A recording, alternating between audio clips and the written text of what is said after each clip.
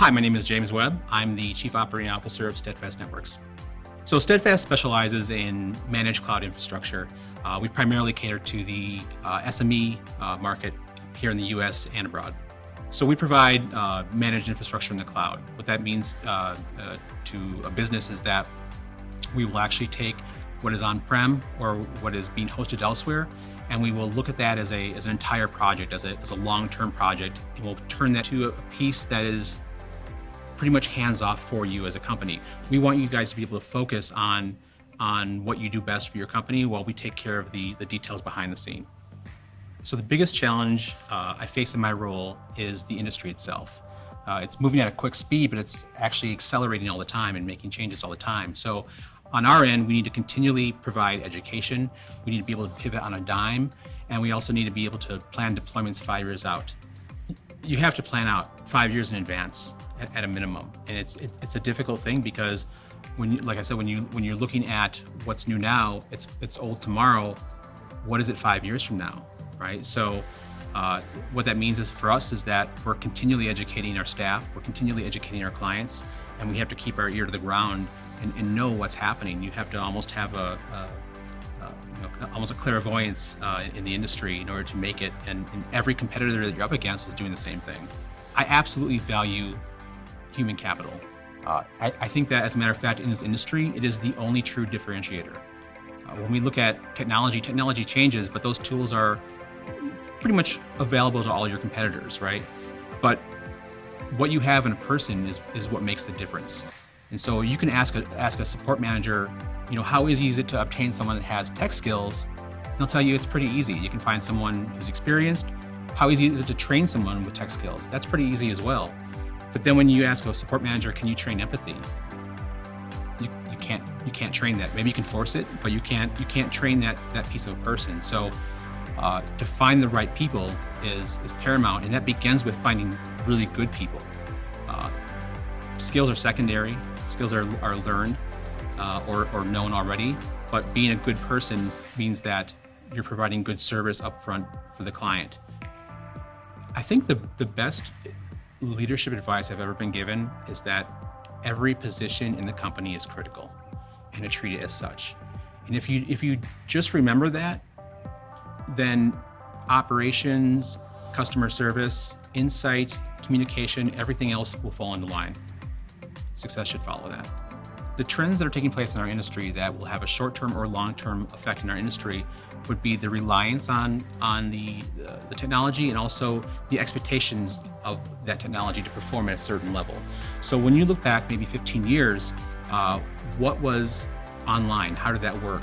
And the answer was there was a web server, and there was some guy that knew HTML, and maybe if you were lucky he knew PHP and he designed your website. But nowadays, almost your entire business revolves around being online and being perfect. So not only do you depend on it as an office, but also your clients depend on it every moment of every day. So nowadays, if you're down for maybe 5 minutes, it could mean a catastrophic loss for your company. So not only does it need to be online, but also it needs to be reliable, right? So what are your disaster recovery plans? What happens when either your clients or your office cannot connect to that network? Who do you call? Do you test those plans frequently? That's part of what Steadfast does on a daily basis. Basically what we do is we look at your infrastructure, we'll rescope it, we'll move it into a situation where you have those things taken care of so that you as a company can focus on your business. You can focus on what you do best.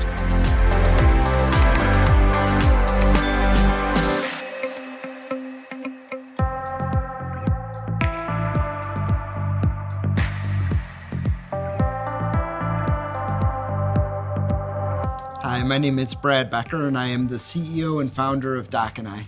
So doc&i works with clinics and hospitals that care for our nation's most underserved, vulnerable, low-income patient population.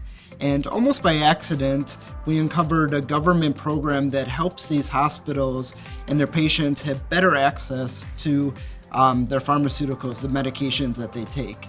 And the program actually provides substantial discounts on medications, but unfortunately, the program is not easy to implement or continue operating. So doc&i developed a software solution and services where we're able to help these hospitals and clinics capture more of the missed savings and revenue opportunity for both their patients and for their facilities. So our greatest challenge is really education. So doc&i works with a very niche government program called the 340B Drug Pricing Program.